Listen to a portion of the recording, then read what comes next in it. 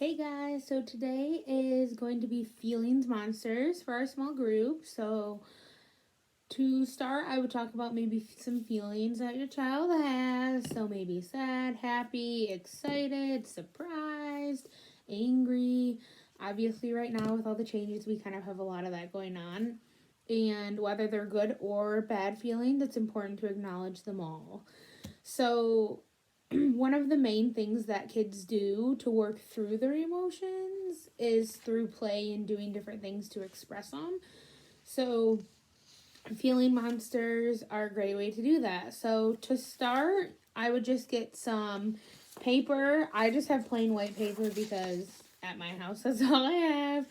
But construction paper, cardstock, newspaper, magazines, anything you have around.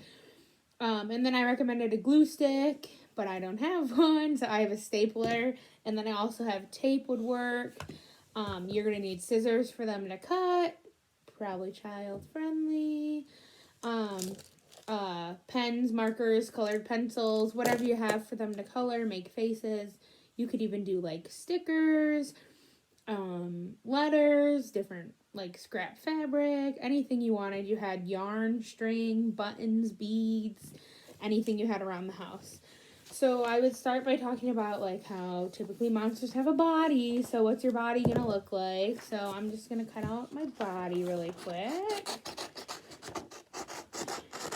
And it can be anything. It doesn't have to be perfect. And I would just kind of let them go at it and do whatever they want to do. As far as the body goes. And maybe make it a fun shape or ask them what they're thinking. What kind of monster are they going to make?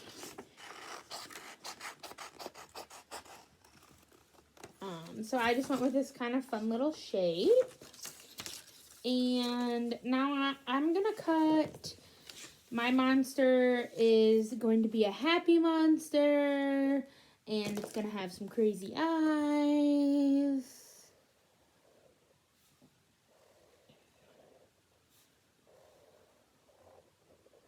So I'm just working on the eyes right now. And when I think of a monster, I think of a monster who has tons of eyeballs. Not just like two like you and I. So I think I gave my monster 5 eyes. Which is kind of crazy. I know. And my monster is definitely super happy. So he's going to have a giant smile that even shows his teeth. But since he's a monster, he's probably going to have some colored teeth to make it a little more fun. And like I said, I don't have a ton of art materials here, so I'm just using what I have, which is kind of what you guys are doing also. And so I'm just coloring his teeth in right now, and I'll show you in 1 second. And maybe as they're working on the monster, talk about like what kind of face they're making. Are they happy with how it's turning out? That kind of thing.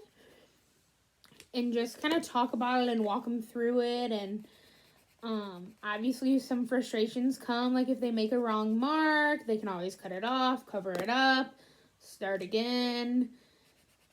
We definitely let them know that it's okay. And that I'm sure would also present you a good opening to talk about feelings also. So here's my crazy eyes with my happy face so far.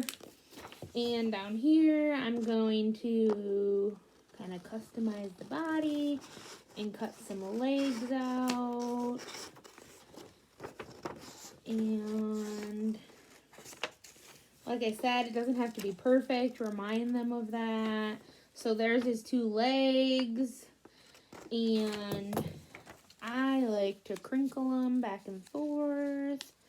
So I just folded the paper back and forth. It's kind of hard to see. Sorry about that. Oh, there we go. And now they're a little wrinkly. I'm going to do the same to this one. So now they're both a little wrinkly. And now I'm going to do some arms. So I'm just going to use this piece of paper that I have right here. a few goofy looking arms. And because I don't have a glue stick, I'm going to staple them on.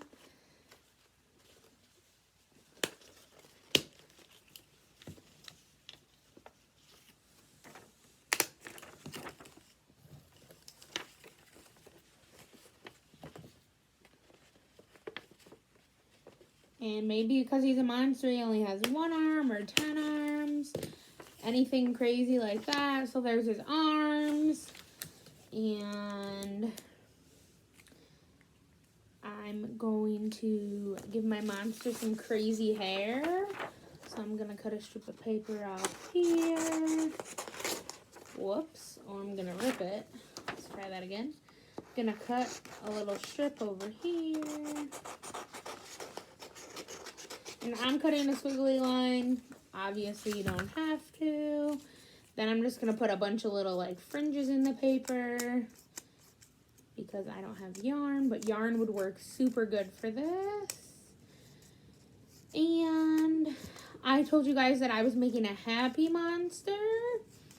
And a time when I felt happy was when I was with all of my friends at Heartfelt in the Blue Butterfly classroom. And another time when I felt happy is when I'm swimming at my house with my family. So I chose a happy monster. But certainly you could have an angry monster, an excited monster, a crazy monster. You could have a sad monster if you're feeling sad. Maybe you're missing school or that kind of thing. It can really be anything. It doesn't have to be anything like super complicated.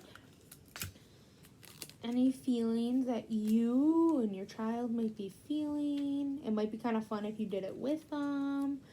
But whatever works for your guys' schedule. So I'm just trimming his hair because I made it too long. And I'm going to use some more tape on it because it's not staying. Okay. And there's my monster. So like I said, it's super important to kind of talk about it and acknowledge your child's feelings.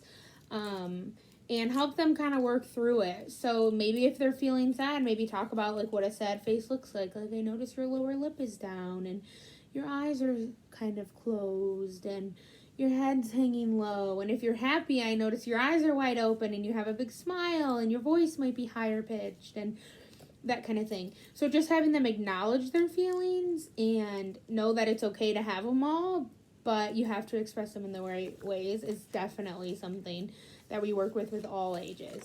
So there's my monster. I hope you like it. He's doing the happy dance. Thanks for tuning in, guys. Bye.